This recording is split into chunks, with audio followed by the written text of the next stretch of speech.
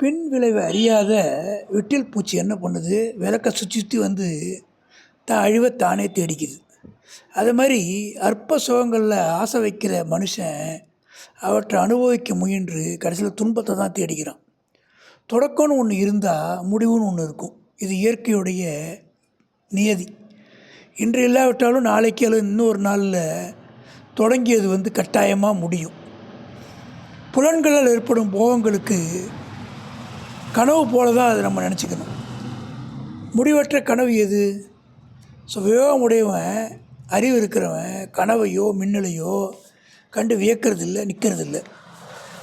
எவனொருவன் இப்பிறவியில் உடலழிவுக்கு முன்பே காமத்தாலும் கோபத்தாலும் உண்டாகிற எழுச்சியை பொறுத்துக்கிற திறமையும் அதை புரிஞ்சுக்கிற இது ஒரு யோகின்னு அவனை சொல்கிறோம். அவன் இன்பம் துய்ப்பவனாகிறான். நாம் எந்த கணத்திலையும் இந்த சரீரத்தை உதறி போக வேண்டி இருக்கும். அதற்கு முன்னாடி மரணத்தின் விளிம்பு தொடரத்துக்கு முன்னாடி காம குரோதங்களை வென்றுவிட வேண்டும். அவற்றை வெல்ல முடியாவிட்டால் வாழ்க்கையே தடுமாற நேரும். அடைய விரும்புவது காமம், விரும்பிய அடைய முடியாட்டா தடை ஏற்படும் கோபம். காமம் நடக்கலைன்னா கோபம் வருது. காமமும் கோபமும் உள்ளுக்குள்ளே பல எழுச்சிகளை உண்டாக்கும். காமத்துக்கு உட்பட்டவன் மனைவி, மக்கள், செல்வம், பெருமை இவற்றை அடைவதற்காகவும், கோபத்திற்கு ஆட்பட்டவன் பிறருக்கு தீங்கு விளைவிப்பதற்காகவும் பாவச் செயல்களில் ஈடுபடுறான். அதன் விளைவாக நோய், துயரம், அவமானம், கெட்ட பெயர், கலக்கம், அச்சம், அமைதியின்மை, இந்த பலவித தொல்லைகளை அவன் வாழ்க்கையில் அனுபவிக்கிறான்.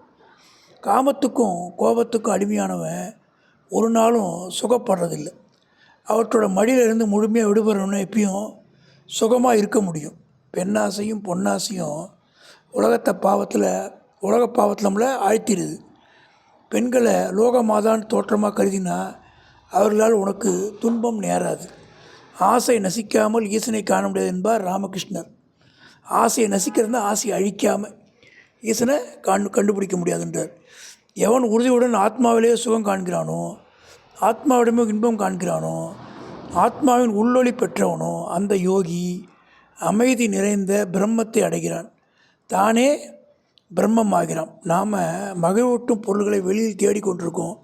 வெளியில் இருப்பது மட்டுமல்ல, வெளியில் இல்லாத நமது ஆத்மாவின் கண் முன்னே உள்ளது.